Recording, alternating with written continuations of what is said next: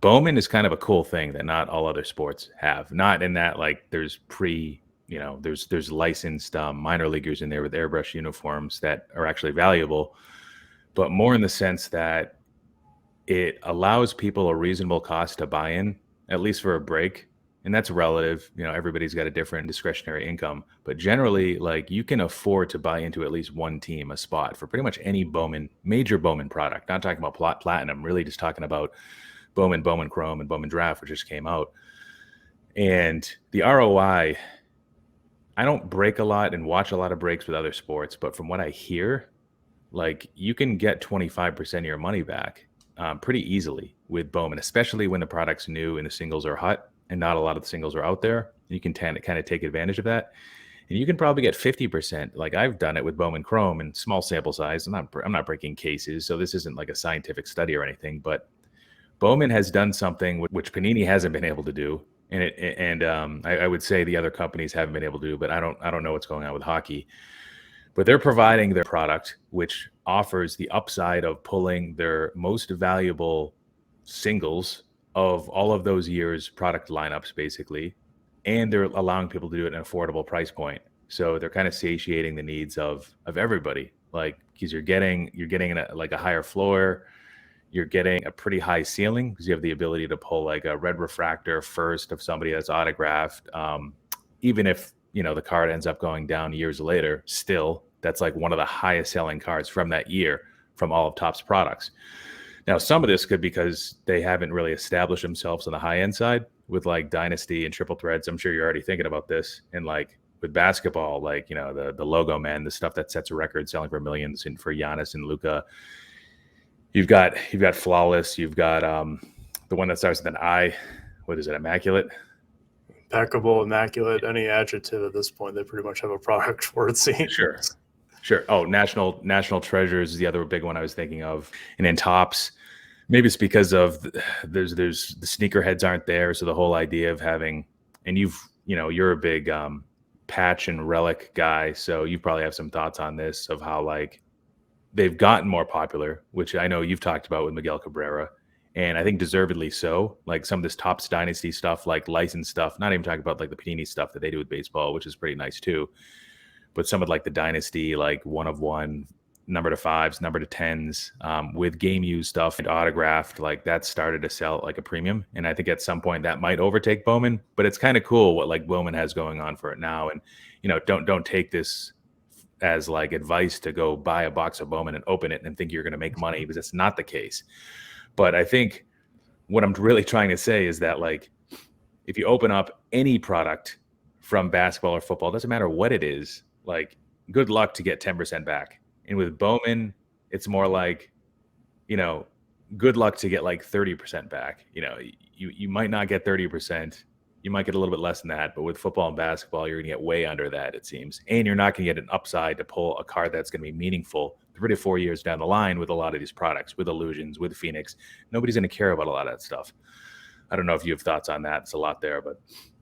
I think that's a bunch of fantastic points. A lot that I didn't consider. You got me thinking there a few times. So I would say right now, and maybe this is just my perception, but since the hobby boom, I would say going back to maybe even late 2019, and you could even trace it back to, I would say around, I'll say 2016, 17 for basketball, and then 2017 for baseball, because of two significant players where autographs just don't seem to be as valued, and then the patch cards as well. So the reason I say basketball is because in 16 you have Ben Simmons as the number 1 pick, and as crazy as it might seem right now, he was so incredibly hot when he first came out, but he has a autograph exclusive license with Upper Deck. So Panini, there's no Prism rookie autograph, there's no National Treasures RPA. So people were forced, if they wanted Ben Simmons in a 76ers uniform because they have the exclusive NBA license, what are you going to do? You got to pick out the rookie card and the parallels. And then in baseball, you have Judge. And Judge, his autographs, you could get like a Bowman Inception autograph for like $5-10 back in 2016 when he came up and didn't do anything. And then the Judge Mania takes off in the springtime. And I think that's why people went towards retail, is because they wanted to get the Judge rookie card. And the beautiful thing about retail is that it's not hit oriented, but it is base oriented. So you can get these base rookie cards at a much lower cost to get into them.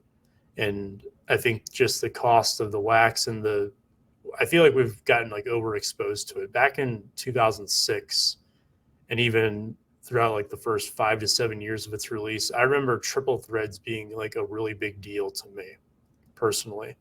And I think it still was a huge fan favorite product at the time. It still has a really great following now, and some of the singles go for crazy prices, but it was around 180 to 200 a box, which was really high end at the time. This predated Flawless. Your really high end stuff at the time would have been like UD Black or Exquisite. That's your top of the line stuff, but for tops, that was it. And now you have triple threads. I don't even think it's the top 10 most expensive products out there. You have Dynasty, you have Definitive Collection, you have a bunch of like the one hitter stuff like Luminaries. You have Transcendent now being like the big daddy, and I don't know if you could really even do anything that would top that. I would, if Tops would like to blow my mind, I'm all ears. I'd like to see what they could come up with to top Transcendent, but it really feels like a lot of that stuff has become overexposed, and I think that's why a lot of people were drawn away from it. But the access to Bowman, it's so simple, right? You can go in normal times to your local store of choice, big box store, and pick up a pack, and you can pull a first Bowman card that ends up being worth quite a bit down the line. And whenever I do rummages through commons boxes, I always seemingly go through the Bowman stuff and always seemingly find, one or two guys who maybe got hot during the year. Like last year, going through 2018 Bowman stuff, Adolis Garcia. I remember I pulled his first Bowman autograph out of a box way back then. It was like a $25 card. And, that wasn't bad. So it wasn't like he was the worst autograph you could get, but nobody cared about the first Bowman's, chrome or paper versions back then. But you rummage through, and now all of a sudden, people are willing to pay $5 to $10 a card. So it's interesting. Like, are you going to Bowman? You can absolutely hit a home run. Like, you can hit the big ones, like you said, with the Reds and stuff. What I find really interesting too is that each of those guys, like if they get called up, all of a sudden that sparks interest. You get someone who has like a Aristides Aquino type of run where they go on this absolute hot stretch. Chris Shelton, for all my Tigers fans out there. Speaking of Tigers, Akil Badu. Yeah, One of my friends pulled his exactly. refractor, and I'm like, you need to sell this now. And he was like, that was a pretty cool like passive income right there. Like we had no idea what we were sitting on, and then I'm like, yeah, that's the guy. That's the guy that has like 3 home runs already. And he had a fine season, of course, but we wanted to sell then. Yeah, and that was definitely the right call. I remember seeing like his Sterling autographs go in Tigers Facebook groups for like nearing $200, like around the start of the spring and April. But so you just don't know with these guys, and especially on the lower level guys like a Badu, he had never played above A ball before this season. And when that happens, you're not going to be in a lot of products. Like you might get in like a minor league set, like maybe you get in Heritage Minors, but those sets are only 200 cards, and the Bowman prospect sets are 150. So how many guys can you put in there? That's an average of a team's top 5 prospects. So very few guys outside of the top 100 prospects list are going to make it in. Certainly not these kind of lottery ticket type of players. And if they do, sometimes, like for example, Tarek Skubal of the Tigers, he did not make it to Bowman until 2020 because he didn't really do anything until 2019.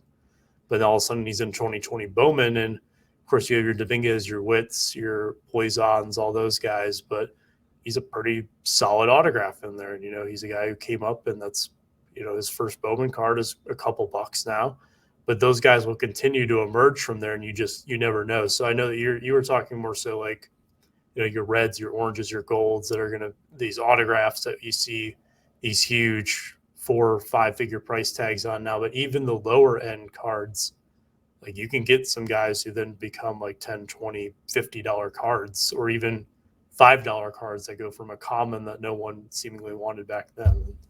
With how many cards you get in the product too, that is a nice one. A lot of divergent thoughts there, but there's a lot of things to like about that product.